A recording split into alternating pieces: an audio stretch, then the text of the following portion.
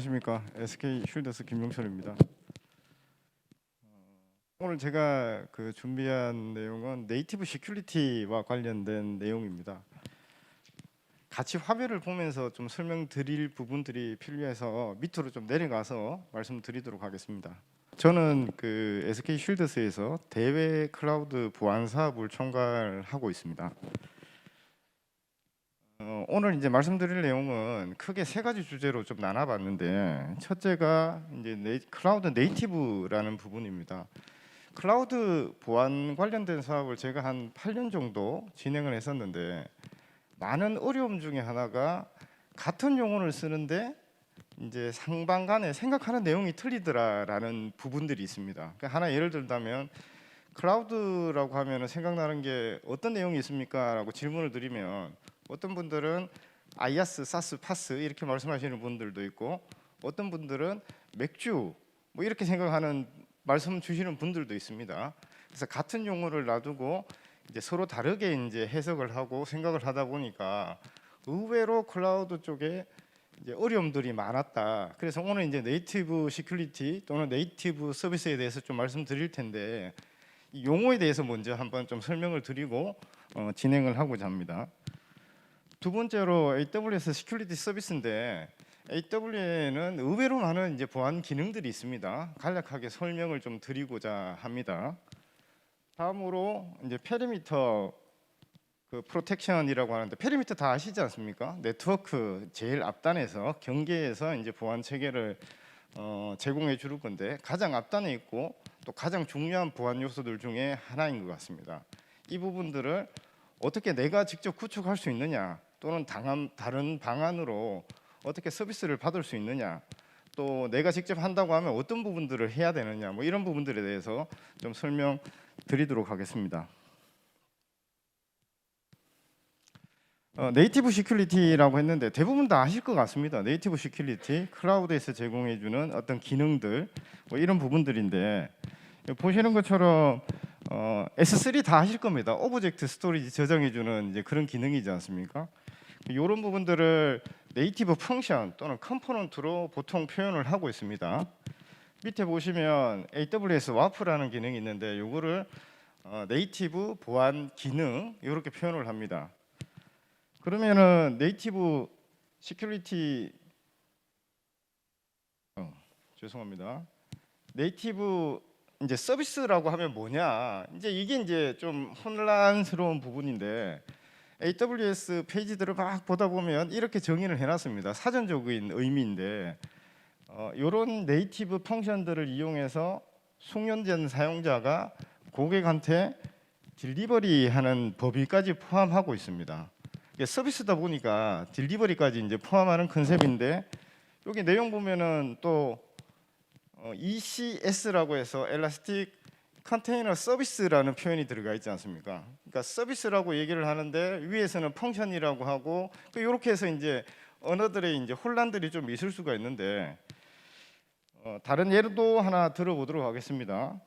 우리 이제 네이티브 아키텍처라고 얘기를 하는데, 아키텍처는 다 아시지 않습니까? 어떤 시스템에 대한 전체적인 구성도, 청사진, 구성 요소들 간의 어떤 관계들, 이런 것들을 표현하는 부분들인데, 마찬가지로 네이티브 아키텍처라고 하면, 죄송합니다. 네이티브 아키텍처라고 하면 이런 이제 네이티브 펑션들을 묶어서 시스템의 전체 모양을 그려놓은 거, 네이티브 아키텍처라고 얘기를 합니다. 그러면서 또 이제 약간 혼란스러운 게, 우리는 이제 마이크로 서비스 아키텍처를 가져간다, 또는 이제 모놀리틱 아키텍처를 가져간다, 이런 표현들을 쓰는데, 이거는 아키텍처를 만드는 어떤 방법론적 이제 내용들 또는 접근하는 방식, 이런 부분들로 좀 설명드릴 수 있을 것 같습니다.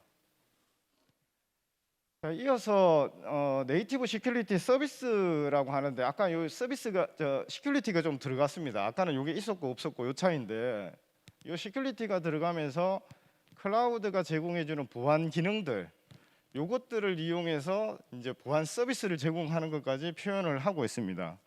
근데 여기서 이제 하나 재밌는 거는, 네트워크 시큐리티 서비스라고 하는 게 이 보안 기능들만을 조합을 해서 서비스를 제공하는 거냐? 그렇지는 않은 상황입니다. 보시는 것처럼 네이티브 서비스라고 해서 클라우드 와치 잘 아시지 않습니까? 어플리케이션에 대한 그 이벤트들 모니터링하는 거, 요거는 이제 네이티브 서비스 펑션들입니다. 그다음에 가드 듀티 이상기 징후 탐지하는 거, 트레일 같은 경우에는 어플리케이션 API에 대한 어떤 추적 관리 해주는 이제 그런 네이티브 기능들인데, 얘네들의 조합을 통해서 서비스까지도, 시큐리티 서비스까지도 제공할 수 있더라라는 부분입니다. 심지어 네이티브 기능들뿐만 아니라 엘라스틱 서치 같은 경우에는 오픈 소스이지 않습니까? 오픈 소스를 네이티브 기능들하고 펑션들하고 묶어 가지고 실제로 통합 모니터링, 보안과 관련된 통합 모니터링 또는 이제 자동화나 수화까지도 구현을 할 수가 있습니다. 그래서 정리를 하자면 네이티브 보안 기능 플러스 네이티브 기능들을 엮어가지고 보안 서비스까지도 제공하는 그 영역을 네이티브 시큐리티 서비스라고 한다. 이렇게 봐주시면 될 것 같습니다. 근데 이것도 이제 약간 지금 또 혼란스러운 게 확대된 게, 우리가 이제 AWS가 CSP라는 걸 아시는데 왜 사스 서비스들이 많이 있지 않습니까? 이 사스 서비스들도 이래 보면은 그네들이 얘기하기를 나는 네이티브 시큐리티 서비스를 제공한다 이제 이렇게 이제 표현을 하는데, 이거를 그네들 입장에서 보면은 사스 서비스를 제공하기 위해서 자기네들 나름대로의 그 클라우드를 만들고 거기서 서비스를 올려서 이제 제공을 하다 보니까 네이티브 시큐리티 서비스라는 표현들도 같이 혼용해서 쓰는 것 같습니다. 그래서 요게 이제 그 말을 할 때마다 그 뉘앙스에 따라서 어떤 의미냐라는 게 약간씩 이제 차이가 있습니다만, 큰 틀에서 보면은 그 CSP가 제공해주는 보안 기능들을 이용해서 보안 서비스를 제공을 한다, 뭐 이런 컨셉으로 이해를 해주시면 될 것 같습니다. 네이티브 서비스를 얘기하다 보면 빠질 수 없는 게 책임 공유 모델인데, 책임 공유 모델은 벌써 뭐 여기 계신 분들 다 아실 거라는 생각이 이제 듭니다. 그럼에도 불구하고 오늘 이제 다시 또 이 장표를 좀 끄집어낸 이유는 CSA라고 들어보셨을 것 같습니다. 클라우드 시큐리티 얼라이언스라는 비영리 이제 단체인데, 이 단체에서 얘기하는 것 중에 하나가 그 클라우드 시큐리티의 여의 한 50% 정도, 그러니까 이 책임 공유 모델을 충분히 숙지한다고 하면 클라우드 시큐리티에 대한 한 50% 정도의 역량들을 갖췄다라고 표현을 합니다. 되게 심플하지만 사실은 되게 어렵습니다. 한번 예를 들어 드리면, 아시는 것처럼 여기 이제 여기 네트워크 있으니까 밑에 인프라 영역이고, 요거 빌렸으면 IaaS, 위에 플랫폼이 있으니까 플랫폼까지 빌렸으면 파스, 여기 서버 사이드 쪽이 있으니까 요거까지 빌렸으면 이제 사스라고 얘기하지 않습니까? 어쨌든 제일 상단에 있는 데이터들은 고객이 책임져야 될 영역입니다. 근데 내가 사스 서비스를 쓴다고 하면 이 밑에 있는 부분들은 CSP가 책임지지 않느냐, 이제 이건데, 심플하게 보면 이제 이야기인데, 근데 사실 이제 제가 한번 질문을 드려보면, 여기 네트워크 영역에 컨피그레이션이 잘못됐다, 나는 IaaS 서비스를 쓰는데 컨피그레이션이 잘못돼서 어떤 문제가, 보안상 문제가 생기면 이걸 CSP 책임이라고 할 거냐, 아니면 고객 책임이라고 할 거냐, 또는 내가 사스 서비스를 쓰는데 고객 데이터 쪽에 어떤 악성 코드가 있어서 사스 서비스가 문제가 됐다, 그러면 이거는 CSP 책임이냐 아니면 이제 고객의 책임이냐, 상당히 어려운 영역입니다. 그러니까 이거는 이제 비즈니스 영역들, 다음에 받고 있는 서비스 내용들, 이런 부분들을 잘 판단을 해야 사실은 구분이 될 수 있는 영역이기 때문에 이 책임 공유 모델에 대해서 어떻게 기회가 되시면 조금 딥하게 좀 보실 필요가 충분히 있다. SLA에 보통 반영해야 될 부분인데 좀 악유가 있는 이제 그런 영역으로 봐주시면 될 것 같습니다. 다음으로 AWS 시큐리티 서비스에 대해서 좀 정리를 했는데, 보시는 것처럼 되게 많이 있습니다.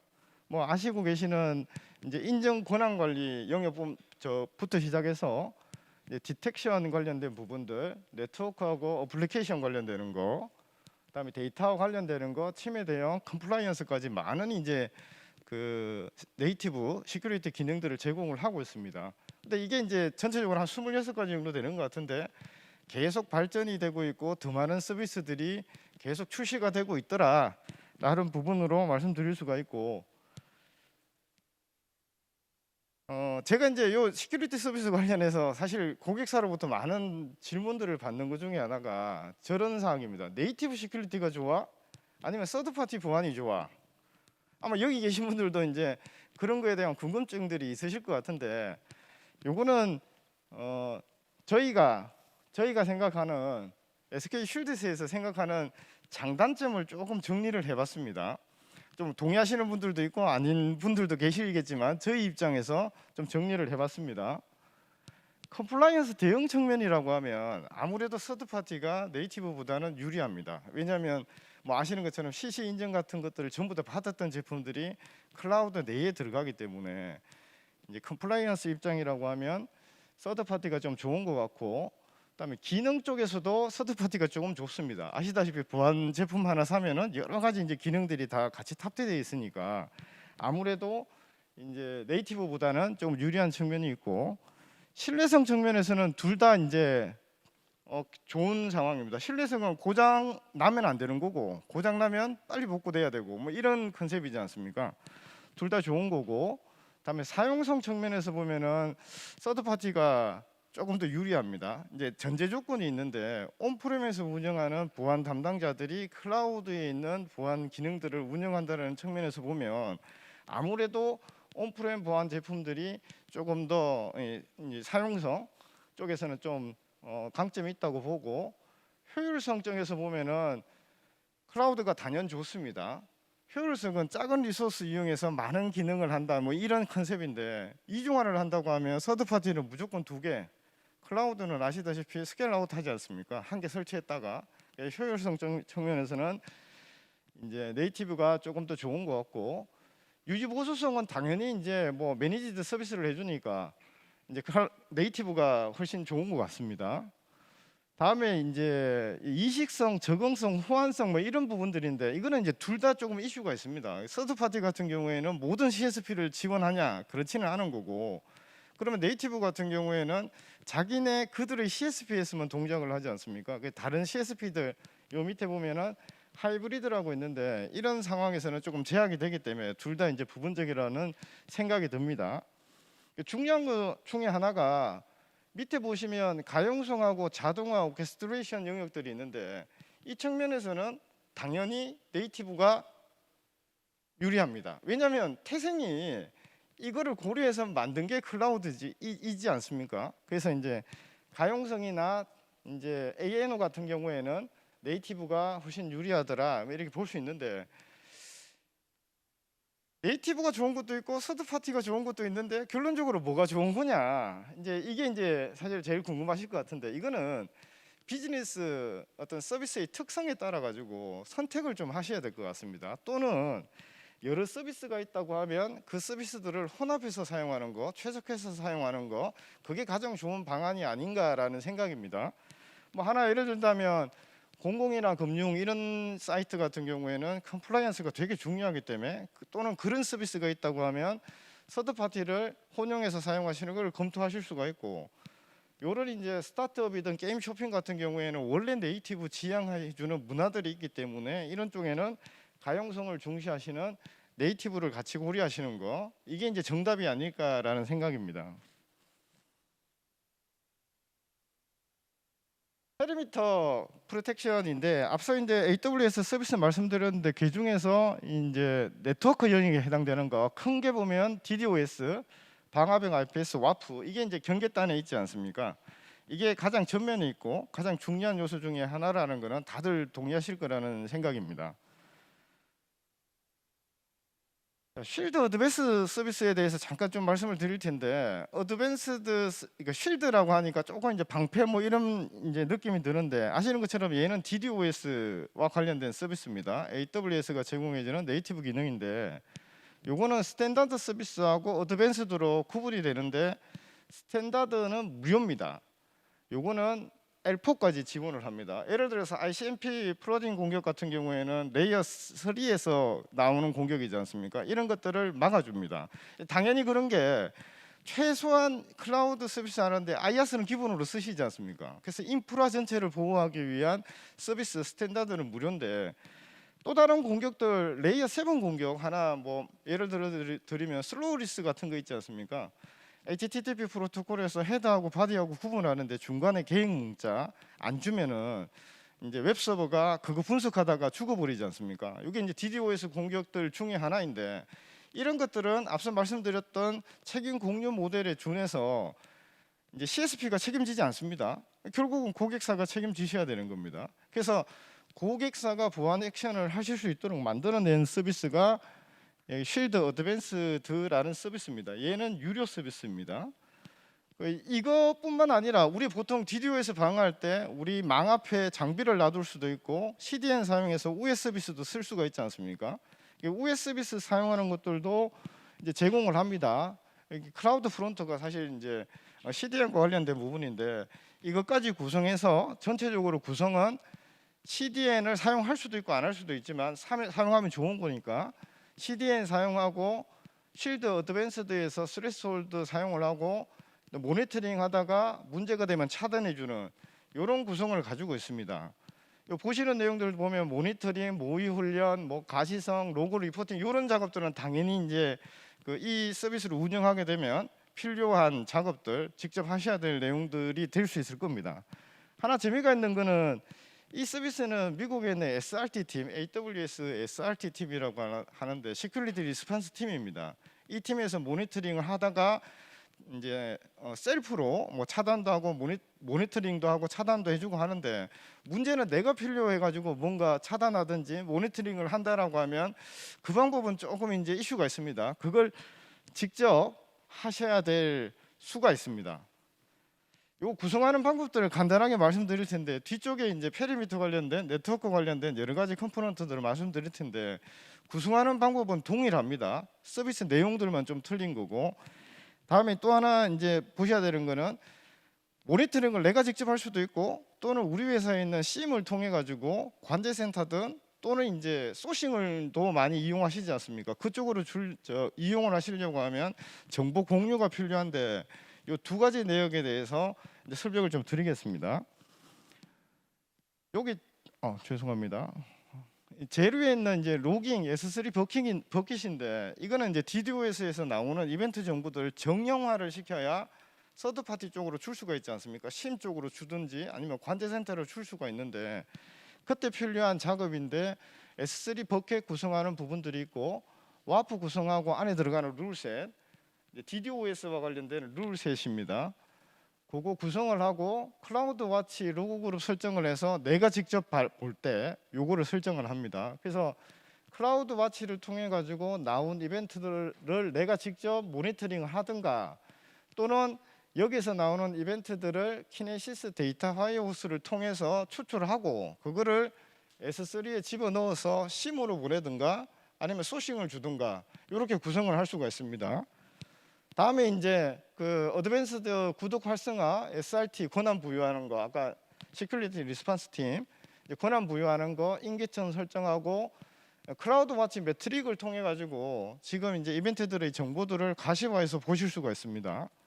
그렇게 구성을 하고 경보 발생해 주는 이런 단계들을 거쳐 가지고 직접 운영하실 수가 있습니다. 그다음에 경우에 따라서 서드 파티 쪽으로 제공해 주실 수도 있고, 그다음에 네트워크 방화벽입니다. 이건 좀 재밌는 건데, 우리 UTM 아시지 않습니까? 하나의 장비 안에 뭐 보통은 방화벽하고 IPS하고 두 개 운영하는 건데, 네트워크 방화벽이라는 이름으로 방화벽 기능도 들어가 있고 IPS 기능도 들어가 있습니다. IPS는 뒤쪽에서 말씀드릴 거고, 방화벽 기능인데 AWS에서는 방화벽 기능을 갖는 게 크게 한 세 가지 있지 않습니까? 잘 아시는 시큐리티 그룹, 네트워크 NACL, ACL, 다음에 이제 네트워크 방화벽 요 기능인데 입자들이 틀립니다. 보호하는 단위들이 틀리고, 다음에 이제 트래픽이 틀립니다. 들어보셨을 것 같은데 스테이트 풀 기능, 스테이트 레스 기능, 이제 그게 여기 시큐리티 그룹이든 네트워크 ACL에서 제공해 주는데, 이거 두 개 다 네트워크 방화벽에서 제공을 해줍니다. 더군다나 네트워크 방화벽은 악성 도메인 등록해서 자동 차단해 주는 기능까지 포함이 되어 있습니다. 마찬가지로 이제 구성은 되게 쉬운데 이런 액티비티들이 반드시 따라가야 됩니다. 이제 차단 정책 집어넣고 빼고 리포팅도 해야 되고 여러 가지 이제 이벤트들 모니터링도 하셔야 되고, 구성하는 방법은 동일합니다. 단지 컴포넌트들이 좀 틀리다라고 봐주시면 됩니다. 네트워크 IPS인데 이거 방화벽 안에 들어가 있는 UTM 기능 중에 하나가 IPS라고 했는데 이 IPS 기능에서 특이한 거는 수리카타 룰이 적용이 되어 있습니다. 이 수리카타는 사실 이제 되게 그 탐지에 대해서 노하우가 있는 사이트들 위주로 해서 보통은 적용을 하는데 이 룰이 이제 AWS IPS 안에 들어가서 탐지도 하고 차단도 해주는 역할들을 하게 됩니다. 물론 이제 직접 운영하실 경우에 이제 요 룰에 대한 룰 관리든 뭐 만들어서 넣고 빼고 뭐 이런 액션들은 하셔야 될 부분들이 있고 그런 내용들을 좀 정리해 보면 정책 패턴 관리하는 거, 위협 화이트리스트 IP 관리하는 거, 모니터링 뭐 이런 작업들이 수반이 되는 내용입니다. 다음으로 이제 AWS 와프인데 클라우드 안에서 제일 많이 사용하는 게 웹 서비스이지 않습니까? 그러다 보니까 가장 많은 레퍼런스를 가지고 있습니다. 현재 한 50여 개 고객사 이상 이 서비스를 쓰고 있는데 아까 와프하고 아까 저 DDoS 쉴드하고 얘하고 차이점은 쉴드에서 적용되는 와프는 DDoS 패턴들이 들어가는 거고 여기는 웹과 관련된 패턴들이 들어갑니다. OWASP 탑10 아시지 않습니까? 그런 내용들이 들어가서 웹 서비스를 방어해주는 마찬가지로 이제 그 정책 패턴 관리들은 당연히 필수적으로 따라가야 될 부분들입니다.